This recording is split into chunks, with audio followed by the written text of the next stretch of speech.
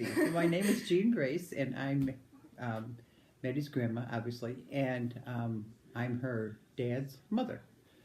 And I was born in Milwaukee, and I lived in Chicago since I was 3. Graduated from Longwood and Loyola, and have 6 kids and 11 grandchildren. And that's it for the moment. Oh yes, definitely a feminist. Mainly because in the 60s and the 70s,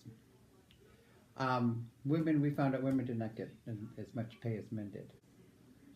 In the Bible, I mean, women were looked upon as that's what they were, mothers and homemakers, and they didn't go out and, especially from the beginning of time, as far as I could see.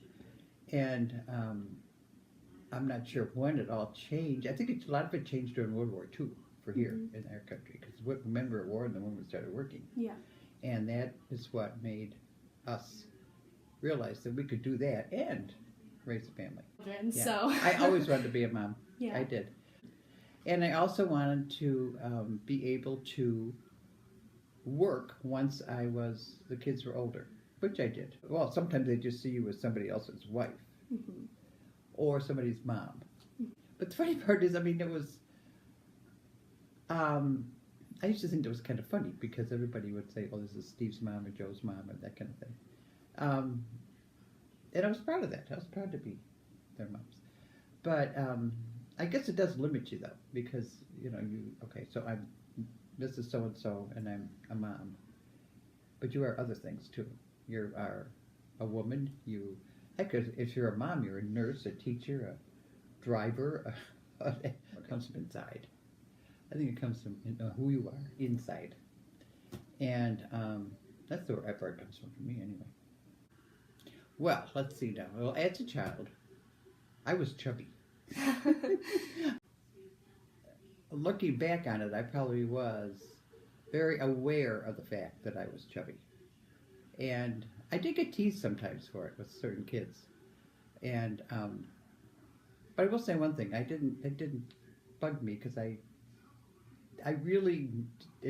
bugged me that they teased me, but I didn't really interfere with my concept of myself.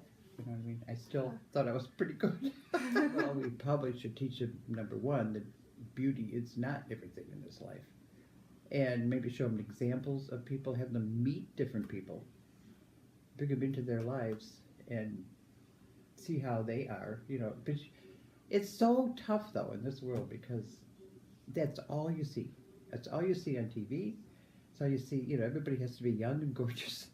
And if there's anything wrong with you, they get bullied too, So, I mean, I can understand where they're coming from. It's just, it's tough. You have to support them, particularly girls, because the society doesn't. But as far as there's a certain standard that has to be there. If you're not there,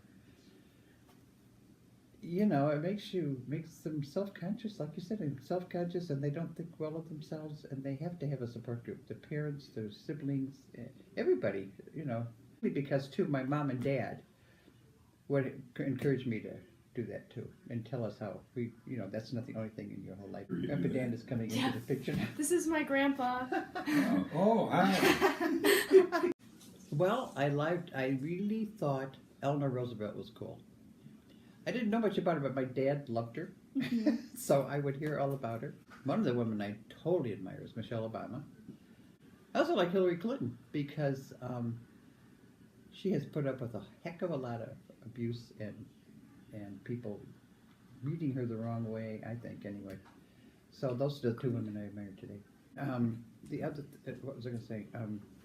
I thought, I can't think of it. What's that? Merry Christmas. I never felt like I myself didn't have a voice. I just felt women in general didn't have a voice. Now, I never really felt like I didn't have a voice. I just wasn't sure how far it went. Looking back on it, yeah, it was.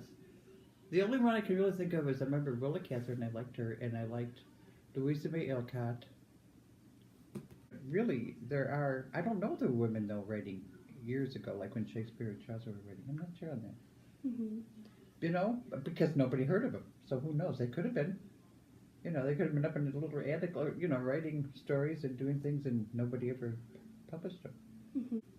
They're not recognized as good Mm-hmm. writers. It was just tougher for them. I'm not sure why that. And we never read, women writers in school. I'd pick them out at the library. I'd find them. Mm-hmm. Everybody has to change. Everybody has to get their men, mainly men, and many women too, because they don't want. They kind of have the. This is all they know.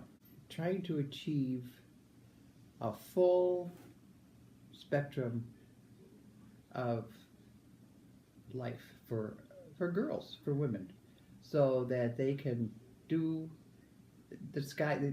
They're not limited in any way. They're not limited because they're a girl, so therefore they have to be a mom and a wife. Some people don't want to be a mom and a wife. Anything that they really feel they want to do, they could do as long as they give it their best shot. Through the years, my grandma has taught me so many things, but especially in this interview, she has taught me to stand up for what I believe in, and that it doesn't matter what you look like, who you are, what your gender is, but you can achieve anything you want. And it is important to support each other as humans, especially as women.